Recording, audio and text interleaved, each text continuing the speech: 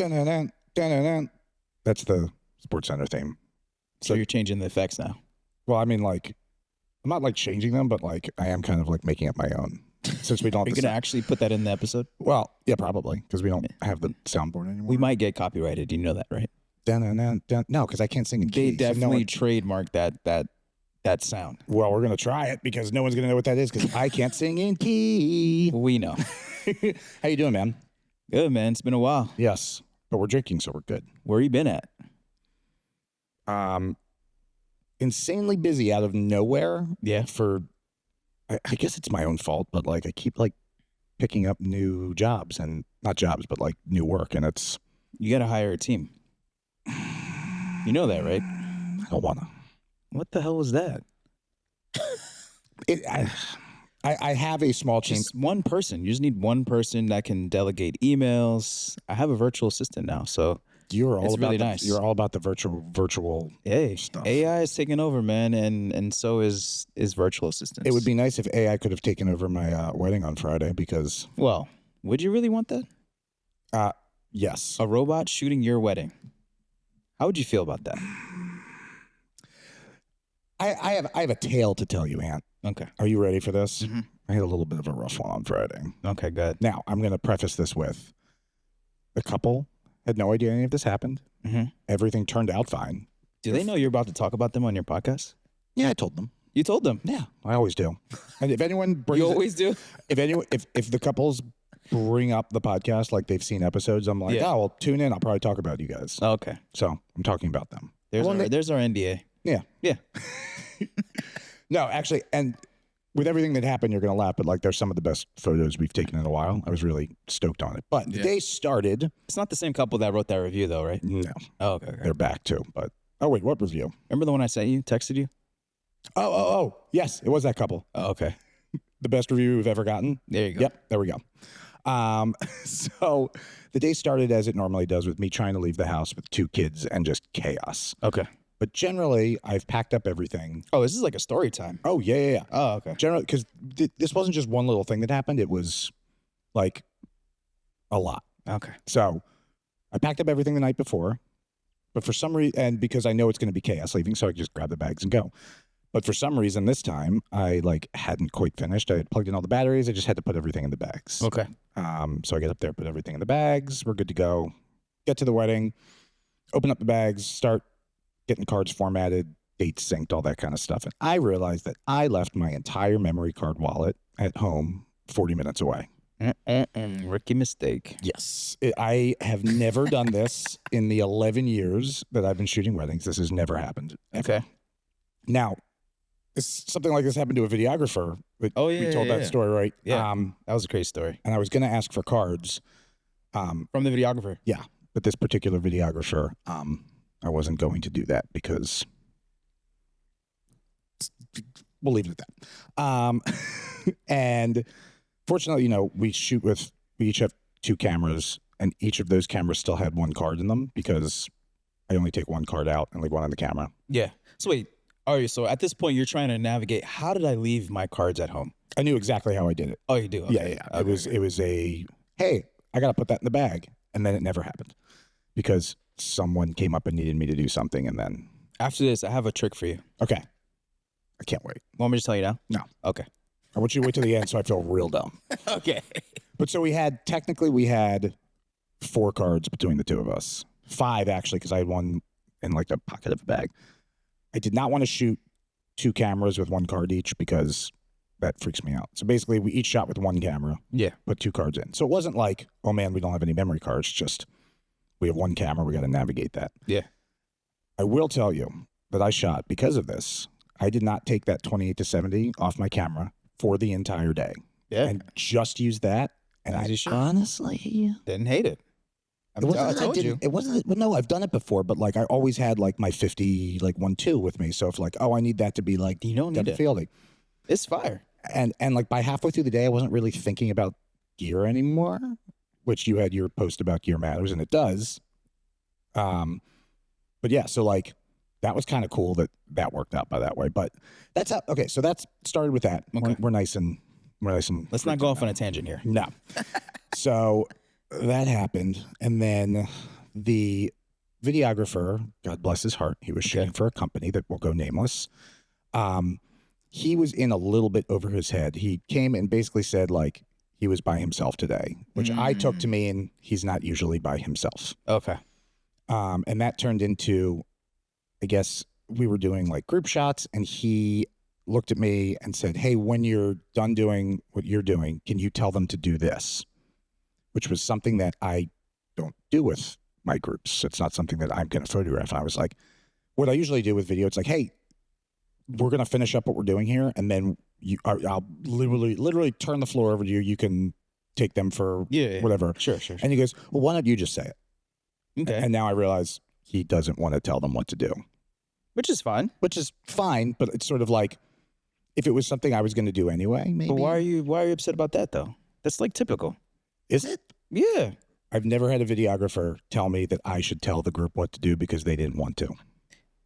I mean, most of the time, videographers don't say anything. It's always us that usually the teams that I work with generally are, we're in communication most of the day, and then we set stuff up, we do it and say, okay, whatever you need, go for it, and then they go and do it. I've never had. So you've never experienced where like videographers are like, ooh, like you just got a good shot, and they just follow you right behind. No, like, I'm good. I'm good. That's what I usually get. I'm saying I've never gotten, okay, man, you can do whatever you want. And then they turn to me and say, I want them to do this. Can you tell them to do that? Not me, because I don't want to tell them. It was just.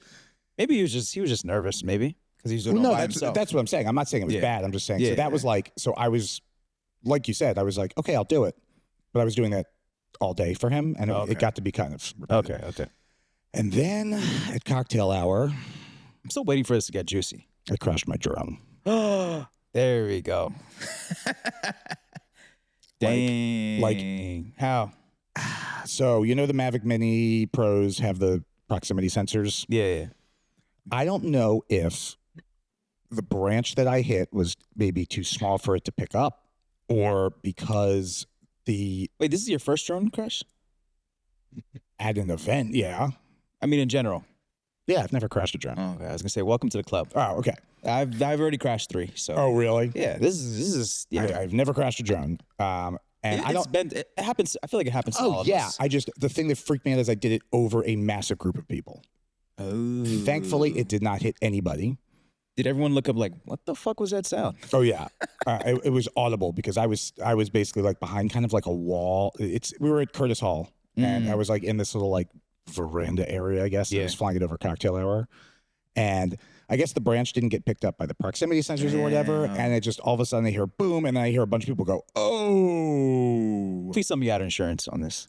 So the best part is it was fine. Oh, the little like lens cover popped off, and there's like a tiny chip in one of the propellers, but it still flies fine. Okay. Everything. And you can get those wings on Amazon. Oh yeah, I have but so it wasn't a big deal. But like, oh, you're fine. But it was like, come on, bro. And then like, oh, there's more. Yeah, it's more subtle, but like, it just got like out of nowhere. You ever one of those weddings where it's like, and this, I'm not saying this is bad. It just sort of came out of nowhere, and I was like, whoa. Yeah. Like everyone, it was like chill. And then all of a sudden, I'm like, everyone is trashed, like real drunk. That's a good wedding if you ask me. It was me. great. It was just sort of out of nowhere. And like, now that I'm telling this to you, I'm like, yes, it wasn't that bad. It was just like, the day started off stressful, and then that happened. It was just like, oh my God. I have a quick trick for you. So I remember it was like 3 years ago. I was on an engagement session, and I realized I left all my SD cards at home, and I think I called you, and I was like, I remember. Do you remember that? Yeah. It was at Valley Forge. Oh wait, I have done this before. And I was like, yo, I left all my cards. I need you to help me out right now. And then I think, did I come to your house? Yeah, and you get your camera? I think I gave you a camera. The whole camera. You gave me the whole camera. Yeah. And I brought it back to the engagement session, and that has never happened to me before. But ever since then, I literally leave 4 like brand new SD cards in my glove box as an emergency. There is currently a memory card wallet in both of my cars now that has that and two batteries. It has 2 batteries and 4 memory cards in it now. Just leave it there because it might happen again. Oh yeah. Or you might just need it in case of emergency. But You'll appreciate this. So Yeah. just remember, I did do this one time, Okay. but I didn't leave the memory cards at home. I left our digital cameras at home. So we showed up to an engagement shoot. That hasn't happened to me. We showed, so we showed up to an engagement shoot with 2 film cameras. Okay. That are just sort of like our ancillary cameras. Yeah. And so we were like, hey guys, surprise, we're going to shoot your whole engagement session on film. Yeah. I mean, it turned out fine. We just ended up spending more money on film than we had intended on, but that was fun. Yeah. Anyway, so we Did you have any? this was a long story, but the whole point of this episode is we have a special guest today. Yes, we do. Yeah. I'm excited. So she's a good friend. She's also a really, really good wedding planner. We just went to an event that she did. I know, and I had a blast. And it's funny because I met her there for the first time, but apparently like we kind of knew of each other in the industry, but we just never met. Took forever. We have been ships passing in the night, I think, at different events. Yeah. Wouldn't you say? I think so. Yeah, that sounds about right. And she had I think that event was super cool at the museum. It was well executed. And she asked for gin, which is I was like, let's go. But what's fun is I told her I'm not going to tell her some things that we're going to talk about, but it's gonna be a good episode. I think it's gonna be a little spicy, but it's also gonna be hopefully educational. So without further ado, ladies and gentlemen, welcome Candice from Decourtcey Events. Hey, Candice. Hi, guys. How's it going? Good. It's really good. Yeah? Yeah. We're so excited to have you here. Yeah, me too. Yeah, how you doing? I'm really good. I'm in a really good space. Okay. Nice. Wait, so go ahead, Simon. I was going to say, how's your season going? Are you in the thralls of... We're just going to go right for the jugular. Oh, yeah. Have you seen this podcast? I know. So what do you hate that photographers do? Right. Let's start right there. About that. No. Might need some more gin for that. Yeah. We're not as busy as we were last year. So I'm kind of enjoying... I'm calling this my strategy year. I like that. What is it like the strategy era? You know how everyone says era something era? What's your era right now? So I would say, how do I take over the world? No. I do like that though. Kind of. That's where I'm at. So I've been in the industry for going on 16 years. Okay. My business is turning 6 in November. That's awesome. Really exciting. Yeah. And I'm a mama now. I have a 3-year-old. Hey. So everything shifted when she was born as far as goals and ambitions and what do I want to do 10 years from now, 5 years from now. And you showed me a picture of your daughter. She's stunning. Thank you. She's so beautiful. Thank you. She's very shy, but I'm like, girl, you better own that. I feel like you're kind of shy a little bit. No? I'm weird in the sense that I consider myself an introverted extrovert. Okay. I said the same thing. Yes. I'm really good one-on-one or one-on-two, but put me in a room where I have to network with 20 to 30 people and I'm in the corner waiting for someone to come over to me. I should also say that I said that and then at least 2 people were like, you're an extrovert. I'm sorry, but you are. Yeah. People tell me that all the time. Haley just straight up was like, you recharge in large social situations. I went, yeah. She's like, look up what that means. And I was like, okay, cool. Thanks, thanks, girl. So Candice, tell the audience a little bit more about your business. How'd you get into it? What kind of events do you plan? Stuff like that. Well, we do it all, which I'm really proud to say. Nice. But my journey. I like that word. I actually went to school for tourism and hospitality management. Oh, wow. I was kind of like, how am I going to use this degree? Because I was on the hotel track and I worked in hotels, Marriott, then Hyatt for approximately 4 years. Okay.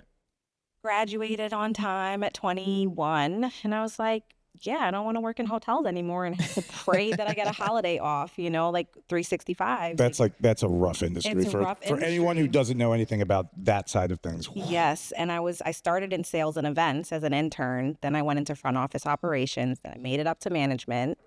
And I was like, I'm kind of killing it. I'm doing what I went to school for. I'm doing what I need to do, but I was miserable. So I left. At the time I was working in DC and I moved back to New York. Because I'm from Queens. Shout out to Queens. Hey, shout out Queens. I was born there. I'm allowed to go for one day. a year and something. There we go. Wearing a Yankees hat on this podcast. Yeah, Jesus I mean, I was Christ. gonna ask if you had an extra, but Am I I'm outnumbered actually right a now? Mets fan though. You're a Mets fan? I grew up in Bayside. I kind of have to be. Okay. I have That's to true. be. That's true. But no, so I worked for Marriott, then Hyatt, moved back to New York, couldn't find a job that would let me get out of my mother's house. And I was like, I gotta go. Came back to Philly. And I didn't know what I was gonna do. And I knew like I had so much fun working on the event side in hotels. So I was like, how do I get back to that? So it was a long road. I ended up working for a school for 9 months, then Enterprise Rent-A-Car for 5 years. Oh man. Yeah. Learned a lot of sales skills there, though, which have served me very well. I still look back on that job fondly. But while I was there, I met the lovely Lynn from Lily V Events. She started out in Nigerian weddings and was looking for a girl to help. And I did my first one of those this past year. Oh, I have one this weekend. Oh, nice. Actually, it was only half Nigerian, but it was half Nigerian is enough. Yeah. It is. Yeah. That was like a lot. that was. Yeah, so I kind of got awesome. thrown to the wolves. My first like real foray into weddings was Nigerian weddings, strictly Nigerian weddings. So I did 500-person weddings. I did weddings where you had to check cell phones before that was a real thing. You Right. know, like And this is one of your first weddings. one of my first. It Yeah, just threw you into the fire. threw me into the, and I was the day of coordinator, and she was like, Oh, "Yeah, so wow. you're gonna lead," and I was like, "I've never done this before, Right. but I got this." I got it. my extroverted introvertedness will be But it's perfect. crazy because I think as we get older, like your personality changes a little bit. So at Absolutely. Enterprise, 100%. I was 100% an extrovert. I was the sales killer. Like nobody wanted to compete with me. We did like these regional competitions. I always won. And I met her. She was a customer. She used to rent cargo vans for her events. And I was like, what do you do? Because she would rent 2. And I'm like, I know there's someone else driving these, but I'm not going to call you on it. Right. And she told me, and she's like, I'm an event planner. I was like, what? And I had always wanted to get back into it. And she told me she did weddings. And I was like, well, are you hiring? And she said, yes. So it was a side hustle. Day of coordination. Oh, so this lady gave you your first like introduction into like planning true events. me being responsible for a Ah. wedding. Okay. Marriott, I was shadowing. I was Yeah. an intern. They weren't going to give me that much. But Lynn gave me like, you're in charge. Here's the timeline. She did everything, but I executed. Yeah. So that was a great way to learn. And, at the end of the night, she paid me under the table. This was a long time ago, so I can say that. Right. She's so successful. And I'm IRS just so is not proud listening. Of Don't her. worry. They're not listening. They're always when listening. I moved from Especially in here. I think they have this room bugged at this point. Jesus. It's like See how $2 they Things stuff you million. talk around about, here? they might. But so I moved from her to, at the time, another company where I strictly did day of. I was with them for 7 years. Okay. Approached the owner about expanding her offerings. Like, hey, do you have any interest in full service? Like, I've done events. I love the start to finish with the client. I'm working with your clients for 12, 18 months, but they're paying for day of. Like, I need more money Yeah. at this point, essentially. And Yeah. she had no interest in it. So I said, well, I'm willing to run that for you. Oh, cool. Like, I would partner with you. I don't need my own thing. Like, I would do this with you because she figured out the business side of things, and that's not my strong suit. She said no after 7 years of working together. Yeah. And I was like, well, I gotta go. This is it. This is my sign. I'm out. Yeah. I'm out. That's so awesome. I- And you've never looked back since. Never look back. And we cross paths now, and it's a little sad for me because I learned so much from being with her. But Yeah. I never looked back. Nice. And I started my company pre-pandemic. So Which is something I want to talk to you about, because I feel like pandemic was only 5 years ago, but I feel as if the state of the industry has drastically changed within the last 5 years. Yeah, and I think that like there's so much from pre-pandemic that I forget about yeah. that I like, hey, remember when people like actually used to show up 30 minutes before a wedding and not an hour and a half for no reason? Wait, what? Guests Oh, show guests. up. You're Guests, talking I'm about talking about, guests. yeah. Okay, Yeah. That started after the pandemic, and I was like, I get it. Like people are like Oh, raring that's to a good go, point. and it never That's a good stopped. point. It's never stopped. Yeah. They still do it. I'm like, Yeah, that's a good point. we're not ready for you. And like it impacts like everyone. Everything. Yeah. Because if the bride doesn't want to be seen, we have Right. less time for photos. If Now we got to try to sneak her in somehow. And it's right, just and drama. if we want to get the ceremony space before people sit down, that's not going to happen anymore because people are like, I'm going to put my coat down and go get some Yeah. water. Yeah. or Yeah. something. Do you have water available? Yeah. No, you're an Not hour and a yet. half early. Yeah. Why are you putting your stuff down at a table? I'm trying to shoot. Yeah, Get out of it's- here. Yeah, they don't get it. Right. But it's like that kind of little stuff that has changed and I'm just like, Yeah. it never went back. Yeah, one of the things. Oh, go ahead. No, good. One of the things for me that has changed, which I am a like systems and process person. I used to have clients book me 12 to 18 months. That was our sweet spot. Oh, Now they're giving me 4 months to book Yeah. the whole entire Nigerian wedding. I will. This one did get a year. But I they're will booking say, so I much think that's sort of closer. across the board because same Oh, thing's happening to us. absolutely. And I don't necessarily know how much that had to do with the pandemic. It may have because I think Right. that I'm trying to remember I think even pre-pandemic, we were a year out is generally. Mm-hmm. We're still getting we just booked a 2025 wedding. I feel like that's I'm going to like- happen to me for day of. oh yeah. So we do, I didn't finish answering your question. I just No, go realized, ahead. but we Yeah. do full service planning. We Yeah. do day of coordination. We do design across industries. So we started in weddings, but now we do nonprofit, corporate, like we do it all. Nice. Yeah. So that I 100% agree with. Like Yeah. everyone is last minute now. We don't have a stacked 2025, but I'm getting inquiries for 26 and booking 26. So it's like, I wonder why this is happening. I don't like it. And I like that will we're all tell you, talking about it though, like because I it. feel like everyone is sort of like, I feel like I'm the only one not getting booked. And as soon as you ask someone, they're like, Someone dude, I'm validates the you. same way. Yeah. Yeah. But in all honesty, though, is it really a bad thing, or is it just it's just different for us? I think just from my perspective, the hard part is, knowing, well, it's good and bad. I like kind of knowing when someone asks like, hey, can you do a vacation? I can like see sort of where I'm at for the next year. Yeah. It just puts a lot of pressure on you. Be like, okay, do I accept this job because I want the money, or I actually want to plan something with my family Yeah. around that Mhm. time? Yeah, It's No, but that makes sense. but it's also good in the sense that if something does pop up, it's sort of like, well, yeah, I can do that because I'm not booked yet. Yeah. Yeah, that's true. From a planner's perspective, Oh, it's there awful. we go. Oh yeah. It's awful because my whole brand for both Decourtcey and the Styled STEM is personalization. Yeah. Like you don't work with me and not like laugh on every single phone call Right. or Yeah. feel like you have a best friend throughout Yeah. the process. Like that's what I do. So if you give me 2 months to get to know you, I'm in transaction mode at that point. Right. So that Mm. rapport building is gone. Which is interesting, kind of like our conversation we had with Lauren Fair when she was talking about how sort of in her sort of market and where that is, it becomes more transactional. Yeah. And like, I've been thinking a lot about that and how hard of a transition that would be for me to make and Yeah. not have it. And it's funny talking to you now because I don't know why this never like sunk in for me, but it's like, it's funny that for what you do in this industry, most of the all of the hard part is all before the wedding. And then the wedding Yeah. happens and like, I'm sure there's still a lot to do afterwards, but for us, it's the opposite. Yeah. Obviously there's planning that goes into it, but the majority of our like grunt work basically is after the fact. Exactly. Yeah. So yeah, it's we kind of just fun. sent an email, an Right. offboarding email. It's Right. so great working with you. You sent two emails. One is that one, and the second one is to the photographer going, "Hey, so when Can do we we get get that? the Can we photos, get those please?" photos?" Wait, I actually have a question for you. So this is kind of off topic. So Simon doesn't do follow-up emails with his clients. Do you? Do you do follow-up emails? After the wedding? No. Like if a person inquires Mm-hmm.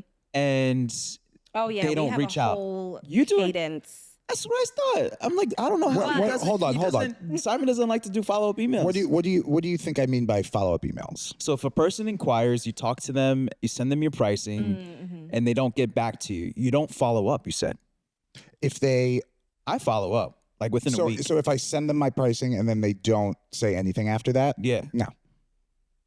But you had a consult with them and sent your price? Yeah. If I have a consult with them, I give them a 2-week grace period where I basically say, hey, I know you need some time to think about it. Mm-hmm. Soft hold on your date, soft hold on your Yeah. date, which is basically means if someone else asks about your date, I'll tell you. But it's Yeah, that's what we obviously. do too. And after 2 weeks, I will send one email that just says, hey, it's been 2 weeks, just checking in. Oh, so you do a follow-up email? It is one email, but it's not like are you booking Bro, that's or a not? follow-up email, bro. Yeah. I'm So not. you I do a follow-up multiple email? emails. 2 weeks later, I'm I not. do multiple as well. I do multiples, and now, as much as I hate this, Oh God, tell I me. do a follow-up, a final text, and that's how I Oh. move them out of my pipeline because Oh, absolutely. Same. this generation wants immediate Yes. access. And I'm glad that you said that because back to the whole like the state of the Wait, do I get to industry. defend myself? No. I'm not You saying You just did. You're You're good. doing it. Yeah, you're You're fine. fine. You're fine.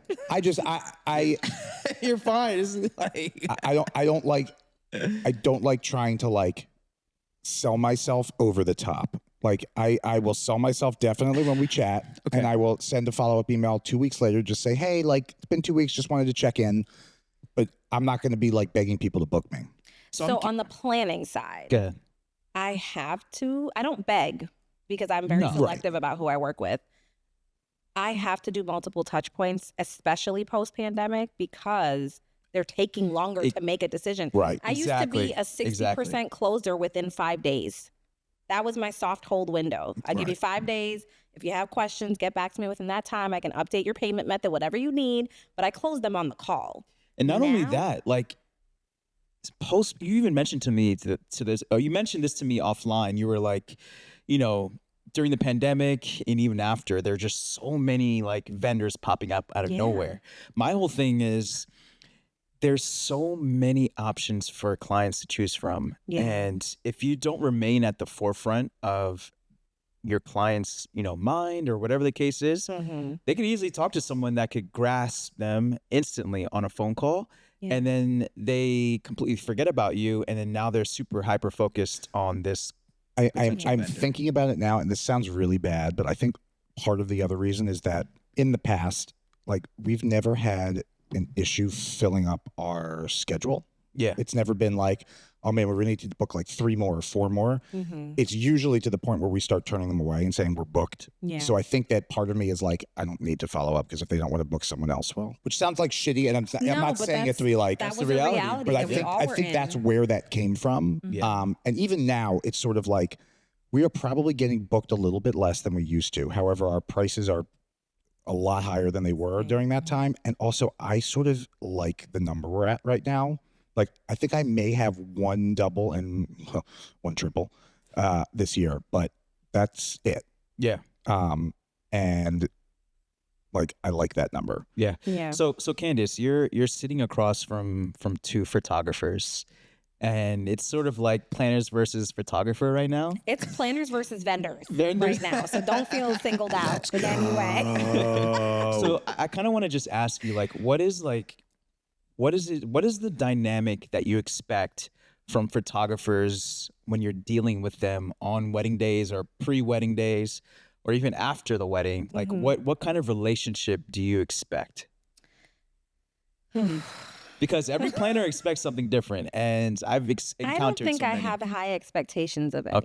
Okay. I think that I'm very big on everyone staying in their lane. Okay. Myself included. I know planners that are like high touch with, she needs this or she needs to adjust this, and like for the photography team. And I'm like, they know what they're doing. If they know what they're doing. If there's someone I've never worked with, I might be a little bit more high touch. But as far as the relationship, in an ideal world, let me go. Start with that. There we go. Spicy. Let's go. In an ideal world, every vendor, every photographer would have an onboarding process for their clients. If they book them before they meet me or right after without me initiating the contact, there's an intro. Okay.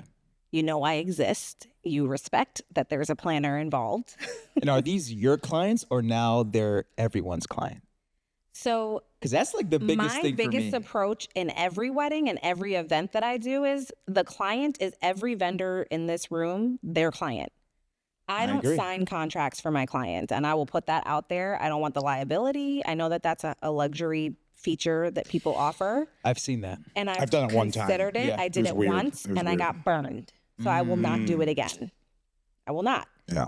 But if we don't all operate from the lens of this is our client versus this is my client, that's when we run into egos and, well, this is what I'm doing, and I don't care about your timeline. Kind of like when venues treat you like you're working for them. Yeah. The help. Kind of like that. Yeah. The help. I said that to my admin today. I was like, there are venues that literally, not even there are also clients that we will not book that we can tell would treat us as the hired help.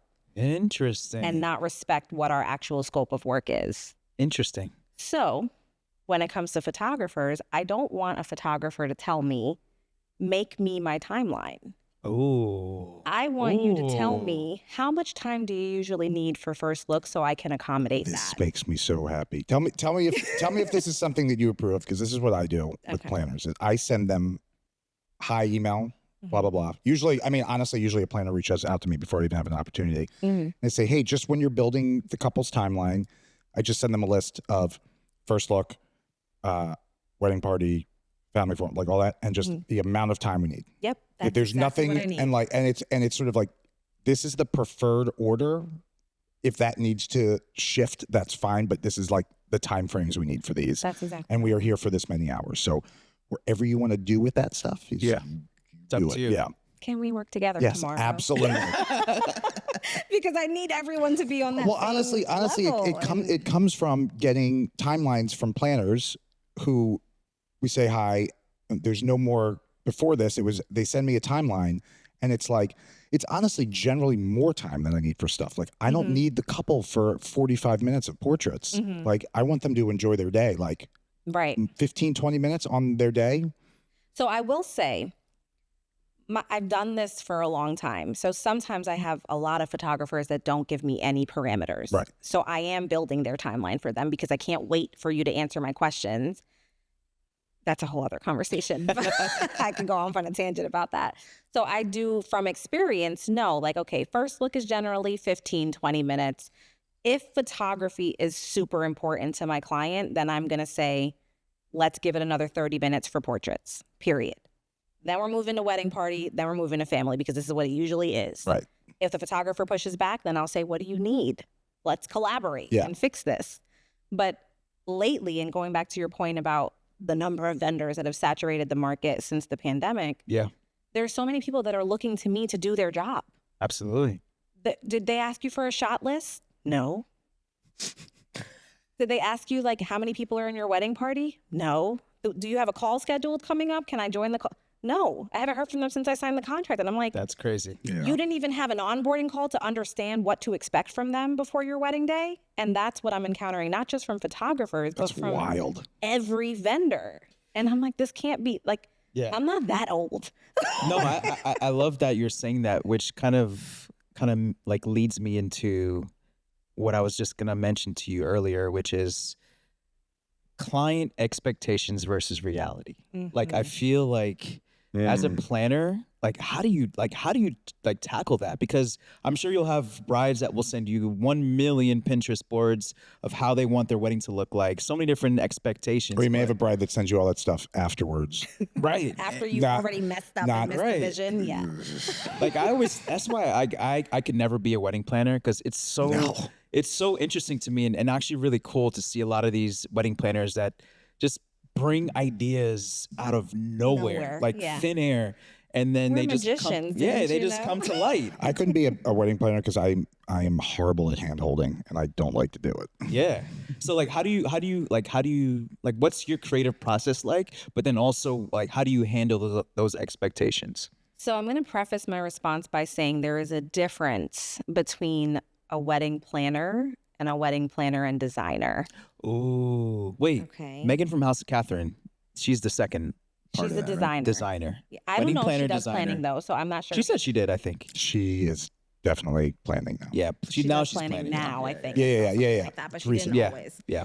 So for me, I start with logistics, foundation, vendor procurement, budget management. What can you afford? And then I keep them in their lane with that.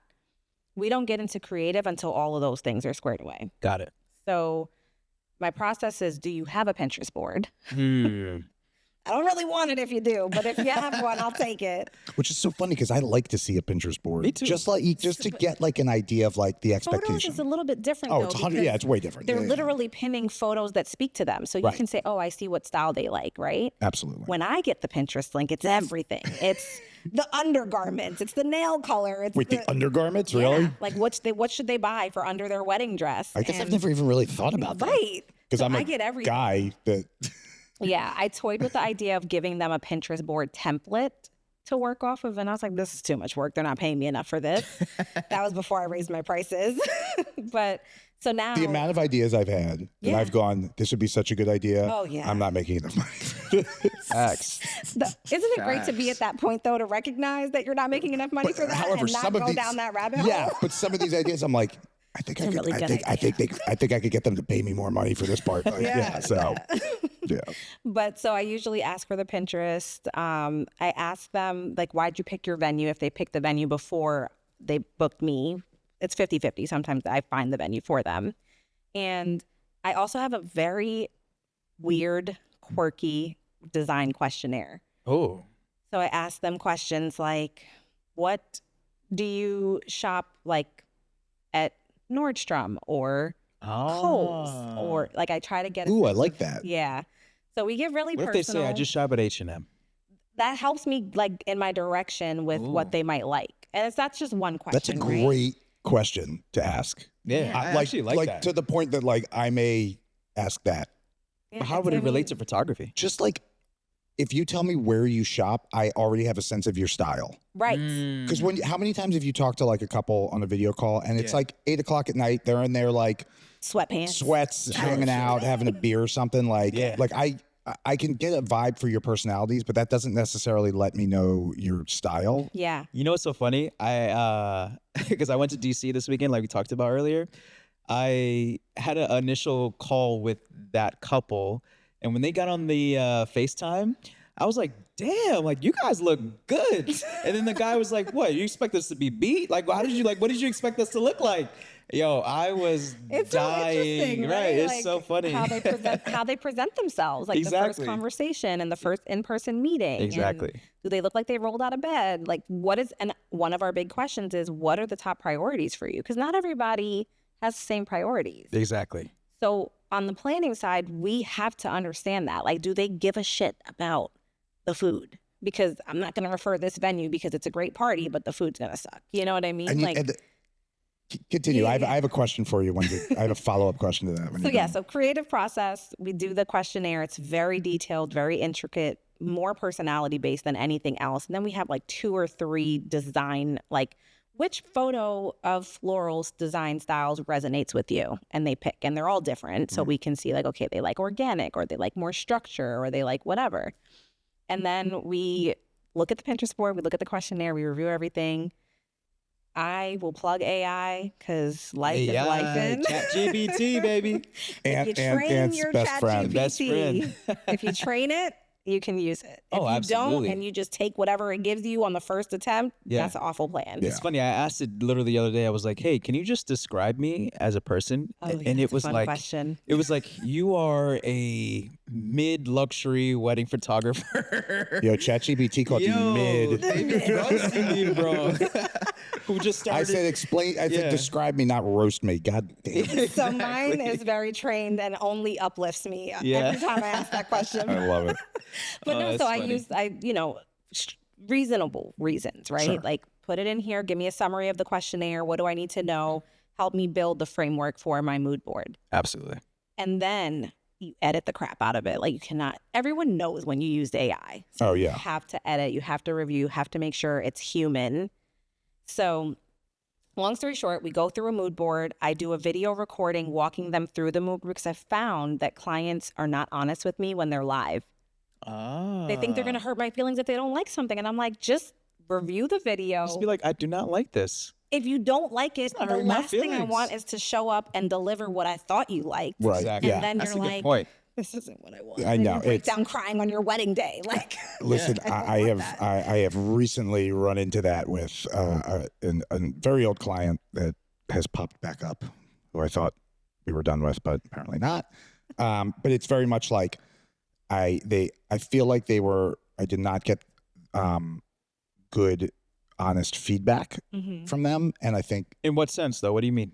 I think that they didn't want to hurt your feelings, basically. Yeah, I mean, there were certain things about themselves that they were uncomfortable with, and we have a very nice way of asking that question, just so we're aware of it, and so we can and I think that question was not answered honestly, and because of that, they are, I wouldn't say upset, but they are upset at some of their photos, and it's hard for me to wrap my head around it because, like, you didn't tell me this, so it's sort of hard for me to feel bad at this point, which is not really what I mean, but you know what I mean. Yeah. Which is a good segue into kind of like asking you, like, how do you deal with, like, how do wedding planners deal with clients that may not like agree with your vision, right? Because like you were just mentioning, right? Like, Yeah. how do you handle that? Because I feel like photographers, we handle those type of clients differently, but I feel like every vendor kind of handles those type of situations differently.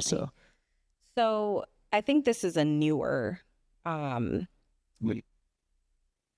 theory or philosophy to kind of embrace, for me anyway. Okay. I was in this weird space of what's my brand? Like, what's my aesthetic? Yeah. And I hate that question. Every marketing company that you try to hire was like, well, what's your brand this? And then I'm like, I'm trying to figure that out. Yeah. Help me. Like, I don't know. But I find that I do best with the clients who can't articulate their vision. Okay. But they can send me what they don't like. Oh, yeah. That's actually good. Yeah, that's a good. Super helpful. I ask that. That is the question I ask when they are so vague about what they like. I'm like, okay, how about like, let's go the other end of this. Like, what do you really not like? Yeah. And that is sort of. That gives you everything you really need a lot of the time. So That's a good approach. Yeah. So, but I am also like, you're paying me for my design service in addition to my planning. So you're the client. Like, this is your money. If you don't like something, Absolutely, you need to tell me. So after I do the video recording, I walk them through their mood board. I explain like what the idea is behind this. You mentioned this, so I think this would be a really good way to bring that into your wedding day, and personalization the whole way. Like you mentioned, so-and-so played the violin. I think we want to have musical whatever. chairs. Yeah, no, but you know what I mean. We try to find like cute ways to personalize little subtle things, not like in your face a dog ice sculpture. Like we don't need to do that. But so we do that, and then we still do a walkthrough live. So I give it to them. I tell them, let's set up a call. You got 5 to 7 days to pick a date, and then we're gonna walk through it page by page. And I want you to take whatever notes you had from when you first looked at the video. Yeah. And bring that to the conversation so that you don't feel like you're on the spot answering my questions. So they're already prepared. Okay. And they tell me like, I really love the color palette, but I don't like, let's get rid of this. And they're like more strategic in their approach to the conversation versus it being an emotional conversation. Have you ever had to deal with, because I don't know if you have this, Aunt, but I find this a lot, is that people like can't quite, they might not know what they like. Yeah. It's like, they're drawn to they're drawn to certain things, but like when you ask them, like, so like, I mean, like, as far as photography goes specifically, you know, they have a hard time articulating what they like, but I think some of that comes from like not really knowing. Yeah. It's like they look at our Instagram or Aunt's Instagram and say, I like your photos. Great. Like, you know, what is it about those photos? You're like, I don't know. Yeah. And then it's just like trying to find that thing that that is important to them is challenging in those situations. Do you ever find like having to sort of pinpoint that? That's my sweet spot. I actually, the ones that have no clue what they like or why they like it or how to explain it are the weddings that we thrive on, because they're trusting me and giving me creative freedom. That's like music to my ears. That's my favorite thing. Yeah. For when couples say like, we trust you. Yeah. But they don't always say that. They don't. They don't. So like, they should. When they say it, it's amazing. But when I don't get a lot of information, like obviously I'm going to shoot the way I want to shoot, which is sort of what I do for everything. But at the same time, it's always a little bit like, all right, well, I'm gonna do this. Let's hope it goes well. Yeah. But that is the ideal client is one that may not know what they want, but know enough to say like, I like what you do that. Yeah. Yeah. But I mean, to go back to the original question about how do we navigate that and like, what do we do? It's awkward and it's hard conversations of me telling them like, I don't feel confident with what I've put in front of you because of the feedback that you're giving me. So I need you to dig a little bit deeper.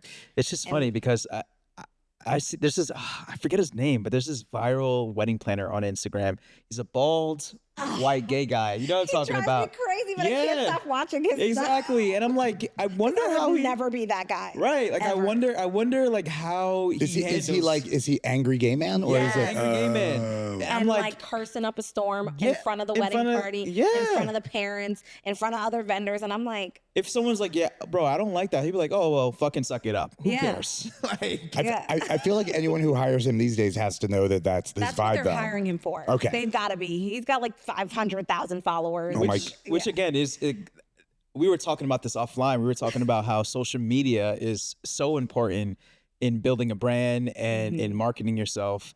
And I'm just curious, like how, like, because people don't like to post themselves online. I literally just posted about this yesterday, how don't be scared to record yourself, especially in public. Oh, people just are embarrassed to like stand there and like Yeah. talk to a camera where people are walking around. But we are in the world of TikTok and Instagram, though. I was you know going what I to mean? say, Yeah. so it's not for me standing up and talking at the camera that I don't like. I just feel like people don't want to see me. And I know that's like a weird Wait, thing. say again, that say one more it again. time. Oh, sorry. People don't want to see me. Like they want to see the tablescape and they want to see the bride. And that's Literally, get some Meta Ray-Ban glasses. I have them. Literally, I put them on, record, and then you don't have to. No one can help you do anything. You just record what's happening at POV. Wedding planners POV on your Instagram. I've That's never, fire. you know what's funny is I've never watched someone who's recording content and been like ew, cringe. Like if you're doing, I mean, if you're standing on a beach and like trying to get the perfect shot of your ass and Okay. then that's a little that's like a little- that's a little that's influencers in the wild style. But like, I mean, I've seen you do it already, though. So like, dude, I went to okay, it's a Speedo and it looks Oh, a fantastic Speedo, on me. got It's it, my all right. color. okay, sure.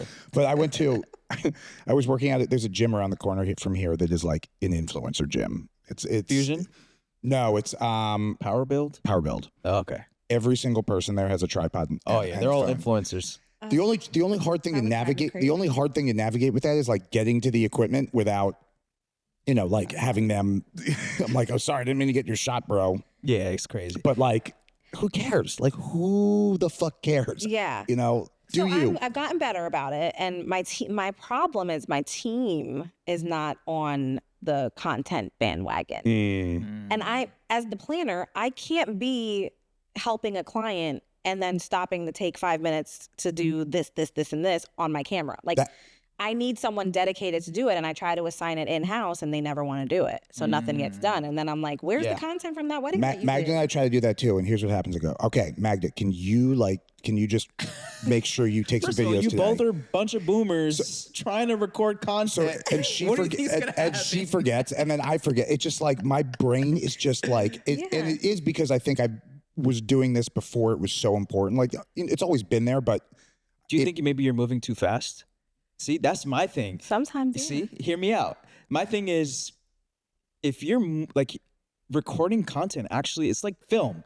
It helps you slow down, embrace the moment, record a moment of your couple in this experience, and then continue to work. so one thing I've been doing that's actually been helping with it is like having a separate thing that's not my phone to record content on. So I've literally been bringing a like dad cam, like a handy cam, old school like camcorder. It was like 60 I thought you were gonna bucks. say like a GoPro attached to your head or I something. could do that too, but that'd be a little. I can see you walking around with that. Yeah. That might be a little bit easier, honestly. Right.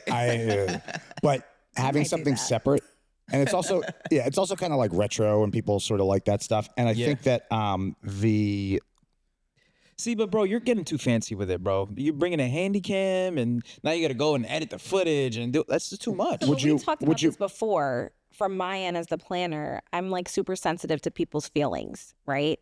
And I actually had a client that I had a great relationship with through planning. I had a content creator that was going to come for me, not for them, and they said they weren't comfortable with that person being there. Interesting. And I would rather that than have her come and then they're holding on to this feeling of she didn't tell us this person was coming and now we're not happy. oh yeah, absolutely, Right? So I always ask permission. Oh, okay. So then me being responsible for it, I am moving too fast. I'm the person that's thinking about everything. And did you check on the guys? Did you make sure this is set up? Did you do this? Did you do? And so I can't record myself doing that. right. Right? Like I can wear a microphone, but I need my phone. The vendors are calling me. Like I can't. What I was saying with the handycam too is like it is helping me to remember to do it. You just love saying handy cam. Yeah, It's a good word. I don't know what else to call it. You're such a Clearly, dad. you don't know what dad cam means. You're such so a dad. No, a dad cam is the correct term for it. You just didn't know what it was. Okay. Isn't it But- just a video camera? Wasn't that what it was called? A video I mean, at the Camcorder. time, because there Yeah, wasn't anything else. camcorder, It's a camcorder. But it helps me to remember because if I'm trying to do it on my phone, I will forget to do it. And it's like, would I rather forget to do it or just have like one extra thing to carry around? And it's not all the time, but like, it's a vibe too. It's like that old, it's like 720p. It's I don't know. I like it. So I kind of wanted to save this 'cause I have something I've been wanting to ask Candace. I've been saving it for like later on in this episode. So It's later on in the episode. Yeah. yeah, I know. So okay, Simon and I always talk about the diversity in the wedding industry, and it's in my opinion, and some people may not agree with this, but I think it's like in terms of photography, it's predominantly like white women, in my opinion. It's predominantly owned by white women. I'm gonna throw in our market Yeah, because in our market, of Okay. course, yeah. That's So all I can go off of. I just don't want to offend anyone in other markets that are like that ain't true. Like I don't know. No, you're right. You're right. In our market, and I think, people of color aren't necessarily dominating the market in our market, like you just mentioned. So I'm just curious, as a Black woman in the wedding industry, as a planner, do you think that you kind of maybe, do you think like by your peers, you might get treated differently in a sense? Do you think the type of clients that you attract are maybe not, the same type of clients that other planners attract? White people is what he's talking about. Really? I'll be the token white guy over here. He's asking. No, so I'm just curious, like, how do you, like, what have you experienced as a I hope you're okay with joking about race because that's all. I'm That's totally what we do. okay Okay. with it. Yeah. I was gonna go real. You're Haitian. right? Haitian, yeah. I was gonna say something, but I'm not gonna go. Oh there. shit! And I grabbed my necklace because know, it's I see. my daughter's name, and I try to Okay. remind myself, think of her and everything that leaves your mouth and every action that you make. I think that the two of us have talked about this. Is that this topic is such like everyone just sort of like. I don't tense up. I know, but Some people do, though. People who watch this hear us start talking about it, They might turn off. and their asshole just goes. Yeah. Right. And I just think like Wait, show me the asshole again. we are both the kind of people that like I think stereotypes are hysterical. They don't offend Jewish I'm a white Jewish man, and every stereotype about me is probably true, and I think they're funny. Most stereotypes are Right. true. And I think if Let's you just have be that, straight. if you have that viewpoint where you can joke about things Wait, and Black know, people are never late. oh, never. No. The text. Oh my God, I was dying at that. Well, maybe we'll keep that to ourselves because but we like we're in the same boat where we're like we can joke about these things because we both know that like none of us are saying that from any place of like malice or misunderstanding or anything. So More like educational. I think that when we talk about that stuff, like I've had people say like that was a little weird. It's like why is that weird? Why is it weird? Why Like, it's is the that reality weird? that we live in? And it's An uncomfortable conversation in an uncomfortable space. yeah. And oh, I like that. That's like a really that? good way. I just trademarked that. Safe space. So yeah, what are your thoughts? That's a loaded question. It is. That's what I'm going to start It with. is. Don't get canceled, by the way. I'm not. Okay, good. Are you kidding Nobody me? can cancel Who's the me. one who's getting canceled? If we're talking about race, the white guy on set, like yeah, the white man, cis man. God. So this is a story that could have been a whole entire episode, to be completely Oh, honest. absolutely. But I actually started the company to answer the call for more vendors of color in the Philadelphia market because I know that people would reach out and they're looking for a Black vendor. And then what happened after that? George Floyd, May 2020. And I actually am going to challenge you on Ooh, saying that the like this.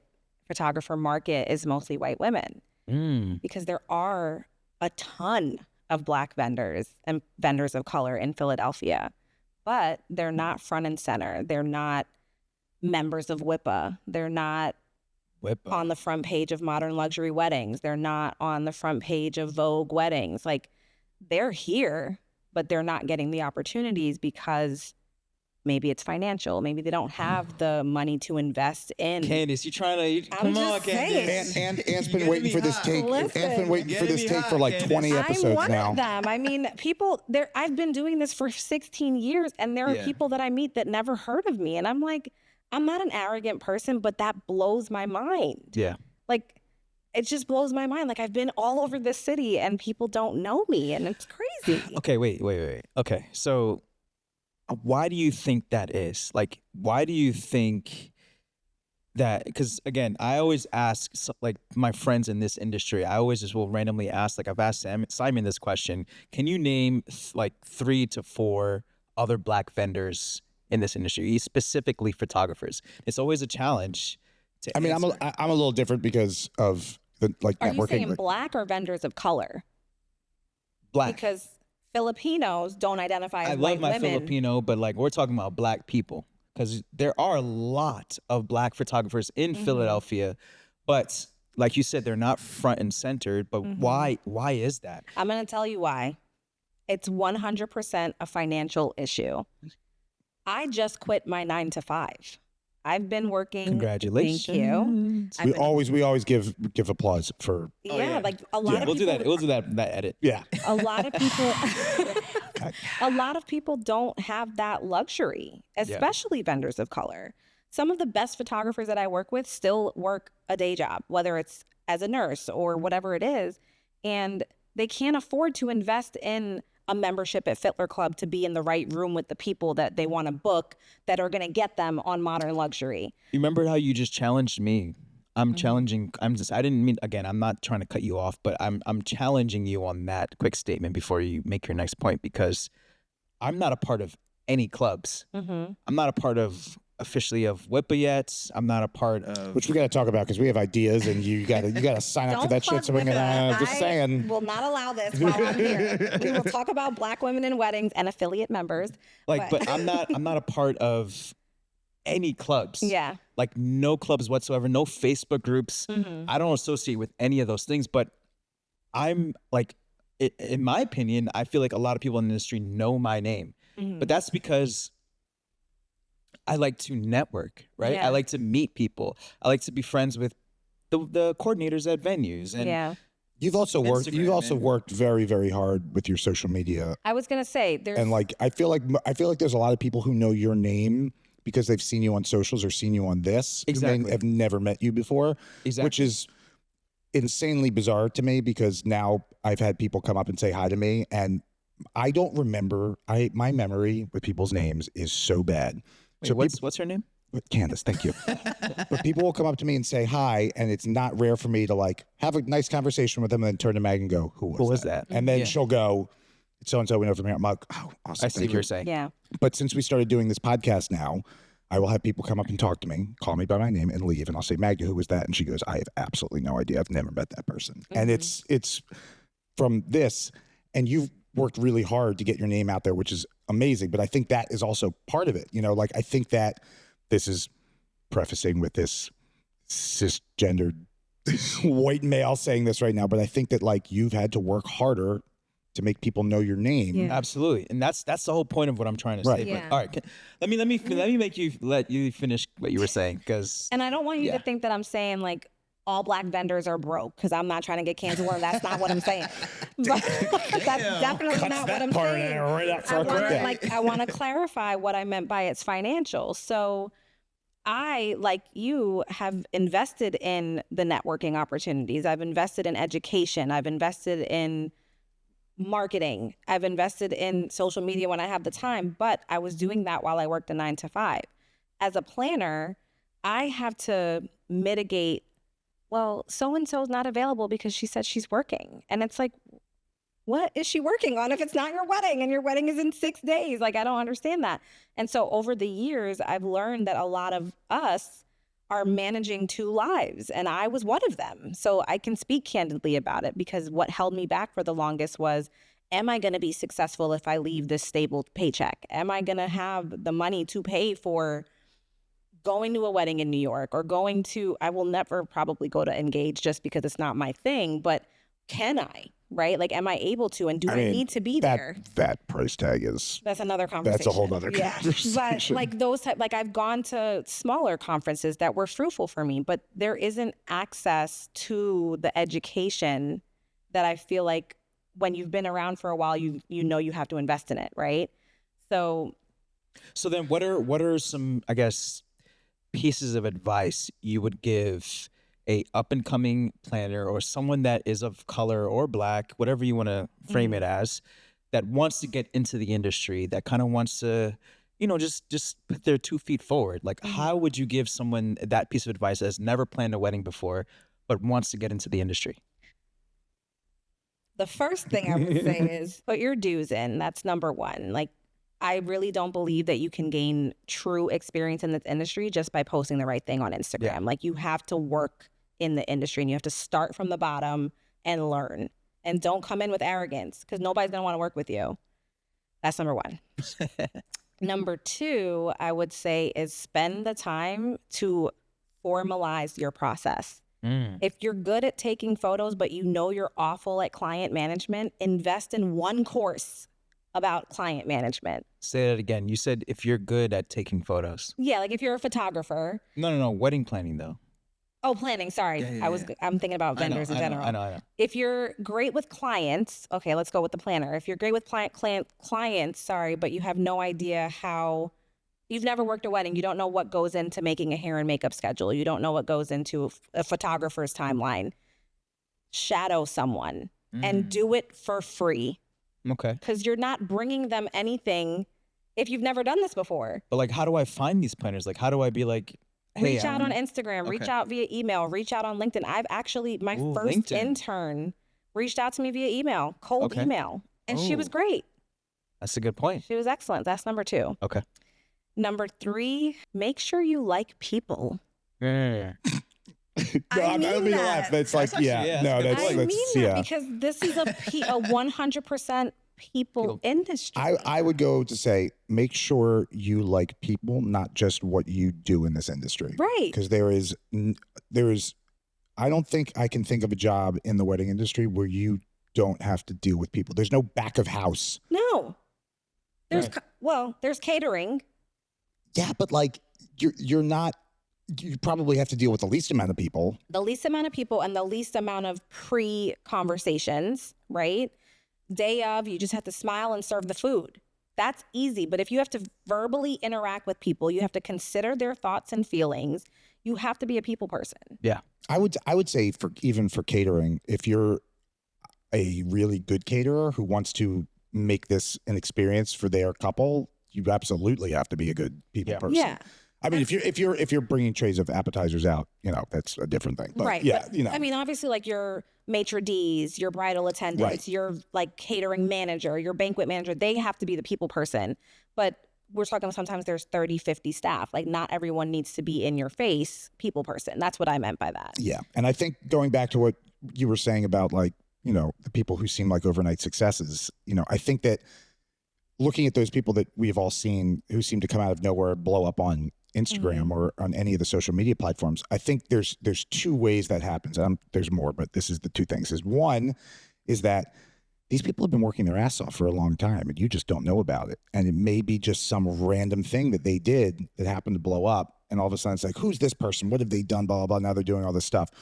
Or two, someone who It's an actual overnight success. It's an actual overnight. But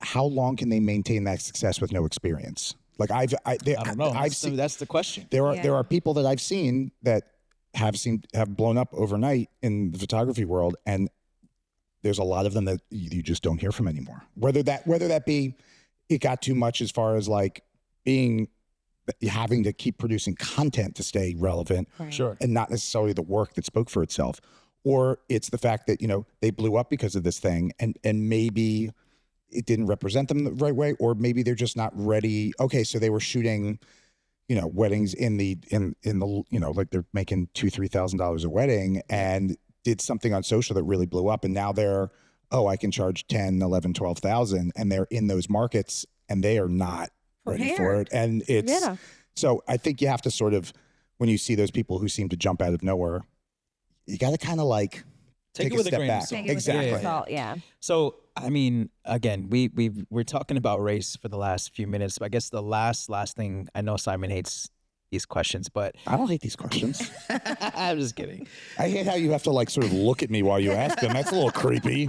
Like I'm going to stare at the white guy while I ask this question about race. Okay, cool. No, so I know that, you know, you've done like luxury weddings and like higher budgeted weddings and stuff like that. So do you think as a Black woman in the quote unquote, because we like to quote the term luxury, right? Mhm. So as a Black woman in the luxury space, do you think you get treated differently maybe by other planners or other vendors that are in the same category? Oh boy. I can see the wheels turning. How do I want to answer that question? How can I be politically correct? And there's really no way. No. But the answer is yes. Okay. To keep it simple, I do definitely think that. I actually was having this conversation with someone recently where I've met the same person, a planner, probably 7 times. And every time she meets me, and I'm not like, I don't think I'm forgettable. I'm kind of not. Okay, Candice. All right. I say my name, I introduce, like I do the whole thing. And we have a conversation, small talk, whatever it is. Every time she sees me, she doesn't know who I am. Oh, wow. And the last Is it that she doesn't know who you are? And I'm not speaking from personal experience here at all. Is it that does she not know who you are, or is it like, oh my God, I forget your name? No, she Okay. doesn't know who I am. Times? It's like the first 7, time. yeah, okay. 7 times That's- is First that's- time that come she on. met me. And the only time that, like, I'm a New Yorker. We don't have No shit. So I called her out on it the 7th time. I was like, it was at the art museum. It was a big event for me, a huge event for our portfolio. We It were was there. huge, and I It was, was amazing. very drunk walking around the art museum. It was fantastic. It was a great event. Yeah. Thanks, guys. But someone introduced me to her, like, oh, you have to meet, I'm not going to name drop, but you have to meet so-and-so. And I was like, we've met so many times now. And she's like, we have? I And already. she still didn't know who I was. And I was like, I yep. think I And know who you're my talking thing about. is, I don't have a good memory, but I remember when I meet people Oh, that yeah. are supposedly someone. And I remember faces, but I met her. And I was like, yeah, you actually helped me with a situation at an event where they didn't have a spot for me, but I RSVP'd, you actually, yeah, we had a long conversation. And she was like, oh my God, your hair is different. It was exactly the same. Oh no! Did she give you one of those? Yeah, so that's one example. And then I guess the other thing I will say is none of my team is related to me. They're not even the same nationality as me. I'm Trinidadian and Bajan, born in New York, but my family is born in the Caribbean. And every time I work with vendors or weddings, whatever it is, they're like, are you guys sisters? And it's not even the same person on my team. I've gotten that. Nick and I have been Oh, no. Ari brothers. I feel like okay. I feel like that is. Nick I feel like that and I is. look nothing alike. And we literally look nothing alike. And it's like, No, but like I feel like that's a.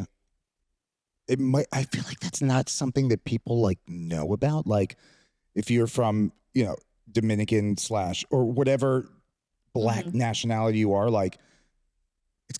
I mean, it's sort of like when you like, Chinese and Taiwanese person, you go like, oh, you guys related? No, yeah. It's like it's the same It's the thing, same and I thing. feel like people don't think about that when they think of people of color, and it's like.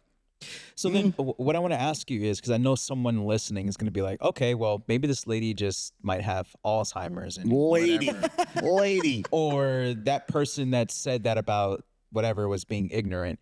But like what other like specific things can you relate to, if any, that you can say, yes, in the actual luxury space, I do get treated differently because of this exact thing, which, you know what I mean, can't really be related to someone forgetting your name? that's a good question. I think I would need more time to answer, but Okay, I'm going to try okay. this. I'm going to try. Yeah, no. I mean, Spill the tea. I'm out of my drink. Okay. but anyway, I think it's something to think about, and I'm curious to see if our audience, if anyone that's listening that is of color, that's in the actual luxury space, if they've been treated differently in any way, and kind of like if they could tell us, it would be interesting.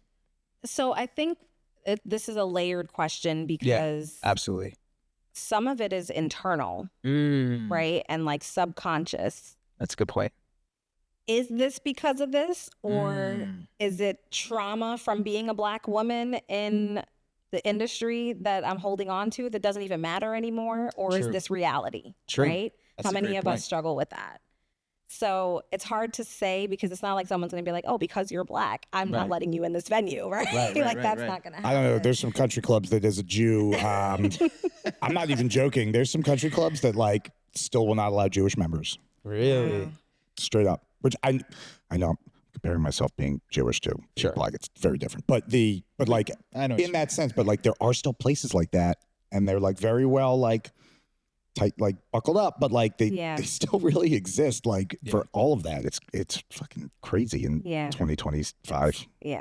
So before we let you go, there's one last piece of this segment that we do with every guest. Of course. And it's our hot button topic. Time out. You should take a drink before you. I would too, but I ran out. Damn, bro. Drinking that like it's water. good. Fresh lime juice, bruh. Simon has to let everyone know it's fresh lime juice that he picked from his backyard and he squeezed it and it's didn't pick from the backyard, but did squeeze it. But if you all need any mint, I got lots of mint now. Should have done mojitos anyway. So in this segment of I guess you know what we should get Is like it the same topic every time. Okay. We should get like what are those like little like words like if I go like hot button topic and it's like ding. The correct term for that is a lower third. Or what? Lower third. Okay. The lower third of the frame. It's a graphic. Graphic. There we go. I do a little podcasting. I don't know if Okay. not video yet, but I'm shifting. You're getting there. Don't do it. Don't do it. That's terrible. I'll obsess. It will take over your life. Trust me. So the name of this episode, we decided to call it Plan or Panic.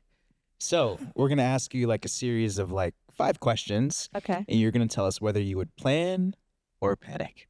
Okay. Are you ready? I hope this is engaging enough for you because I don't really panic, but let's go.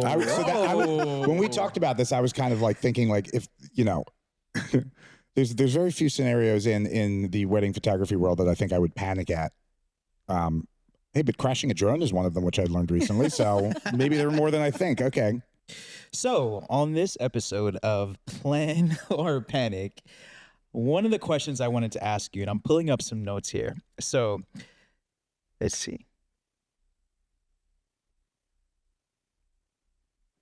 He was all ready to go. Okay. All right. So my first question is, a client reaches out to you and says, hey, our budget is $25,000 and we want to plan a luxury wedding in New York City. Plan or panic? Remember, you said you don't panic. I don't panic. This is like a book or don't book question because I wouldn't work with them. That's what I'm saying. So would you plan it or would you panic and be like, no? That's not panicking, man. Is it not? No. It's not really panicking, buddy. It's not? No. It's not panic. It's just like, nah. It's not panic because it can't be done. Yeah. And that's what do you mean? Okay, let's talk about that. So you're saying it can't be done. So here's what because remember, luxury is subjective, right? Yeah. Luxury could be $1 million or it could be I would definitely have the conversation. I would have the conversation and understand what do they mean by luxury, like you're saying. Okay, so let's change this segment to book or not book. Yeah, that was. I think that might be more fitting. All right. Yeah. So we're gonna do. If they're all like that, then definitely. Yeah. We're gonna do book or not book wedding planner edition. I love it. Gotta change the name of the episode, all that shit. All right, it'll be. Yeah. All right. All right, go for it. Okay, so book or not book? 25. book. Yeah. Not book. Ooh, so you would pass up on like a $10,000 wedding, like basically like $10,000 in revenue. So $10,000 in revenue, or $10,000 as a $10,000 wedding is not or $10,000. $25,000, I guess, for planning. I don't know. Yeah, you got to go to the next question. Let's go to the next question. What you meant to ask her, yes, was someone is going to pay you $25,000 for a luxury wedding in New York with a budget of, separate from what they're paying you, $50,000. What would you do? Continue the conversation. So you would book. I would continue the conversation and I would plan. You would plan, okay, Yeah. but not panic. Yeah, because that's more of an education conversation. They're willing to pay me $25K. Yeah. We could have a conversation. Book or not book? The mother of the bride Not book. Not book. insists on being CC'd on every single email that is between you and the couple. Book. Oh, Cyrus is not book. So I just can't have say PTSD, anything else. yeah. I can just say. You say whatever you want. Oh, I was gonna say I would book, Okay. but I would set the expectation. Mm. Who is my client and who gets final say. Okay. And as long as we have that conversation, I will answer to whoever I have to answer to. Because I'm assuming it's happened in the past. Mhm. Yeah. Same. Yeah. Agreed. Okay. I have legal documents for that. As long as I know, it just can't be we're 3 months out and now mom wants to be involved and you didn't tell me that before. So. Sorry. Okay. Book or not book? The couple reaches out and they have a 300-person wedding that they want to plan in 10 weeks. Book or not book? Book. Oh, in 10 weeks? Mhm. Holy shit. We've done it. In 10 weeks? Yeah. Wow. Yeah, That's impressive. I mean, if they're giving me 10 weeks, that means they're ready to make decisions, submit True. payments, and we're True. just going to get it done. True. Hey, for all you couples that might be listening to this, Candace is your go-to person. I don't really want 10 weeks, but I'll take it. But no, we've done it before. Okay. So let's say you have a celebrity client who says, hey, can you plan my wedding? And you'll have basically an opportunity to meet tons of celebrities, but I want you to do it for exposure. Book or not book? Ooh, we might have her panicking over here. I don't know. This is not the face of panic. No. This is contemplation. Is Contemplation. What this is.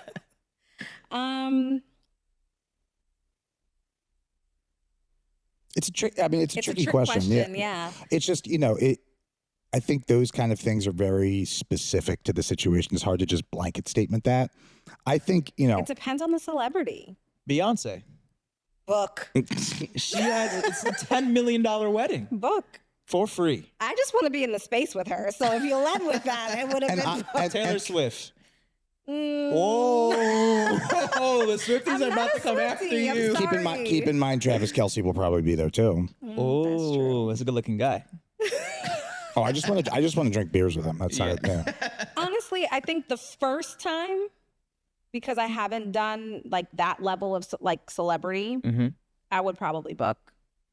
I think I would do it for free too. My new outlook on stuff like that. Granted, yes, what celebrity is it? But like, don't do it for money. Do it for the plot.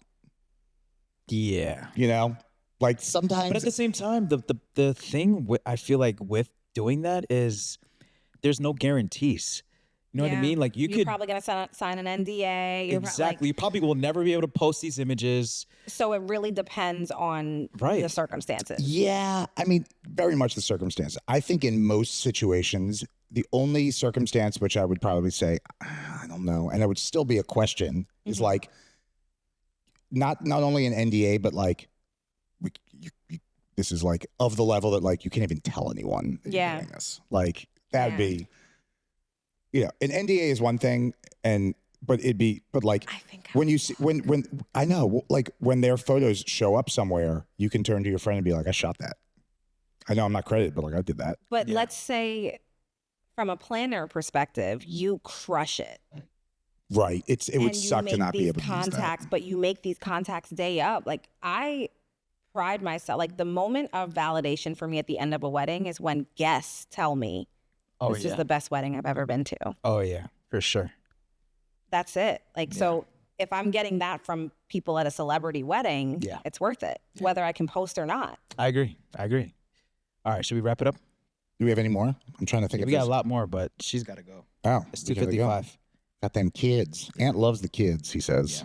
All right, let's wrap Actually, it I up. don't have to pick her up today, but I have a doctor's appointment. So I have to go. Oh, the only thing I leave this podcast for is when my children, not even for them like any other reason, but they're at the bottom of the stairs just yelling for me. It's chaos in this house. Yeah. Yeah, we could do this all day. Oh, yeah. Can we do a part 2? We can. This episode could be 2 parts, honestly. I thought you were gonna go a little bit deeper In the episode? on other topic.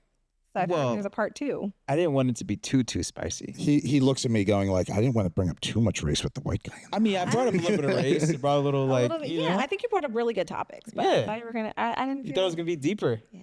I was preparing myself mentally for deeper. We'll drink more next time. Yeah, I think that's it. Candace, it was so nice to meet you. You too. This was awesome. I wish we had a million more hours. Me too. Wait, you're gonna leave that in? What? That I should have been more deeper? Well, I wasn't, but now I'm gonna. I mean, Well, you just said it in the part I was gonna leave in, so I guess I have to leave that in. So everyone's like, "What is that?" Hey, to our audience, I'm a pretty deep guy. He is. Yeah. I'm a pretty deep girl, so You are. Yeah. You know what else he is? A guy who doesn't text you back ever. And on that note, doesn't text back. It's like a week later, like, oh, by the way. yo, A planner. He is a planner's dream right here. He gets right back to you all the time. Literally, I'm texting him the other day. Can't get a hold of him. It was like not super important, but I hadn't heard from him in a couple days. So I'm like, Magda, text Lynette. And she takes a picture of the back of your head at your computer with your phone in your hand. I'm like, wow. I got it. All right. Yeah, your girl's selling you out, bro. Just letting you know that. Shout out, Lynette. Shout out, Lynette. Thank you. That's horrible. All right. Anyway, thank you This so was much. fun. Candace. Thank you so much. Cheers, guys. Yes. With your Cheers to an empty glass. I'm not. That's bad luck. It is. Pour me some of yours. No, that's mine. I'm gonna do a shot after this. Cheers. I'm not cheersing to an empty glass. All right, hold on. Pause. I'll cheers, Candace. That was it. It's over, bro. It's over. It's over. Bring the giants out, bring the giants out, bring the giants out.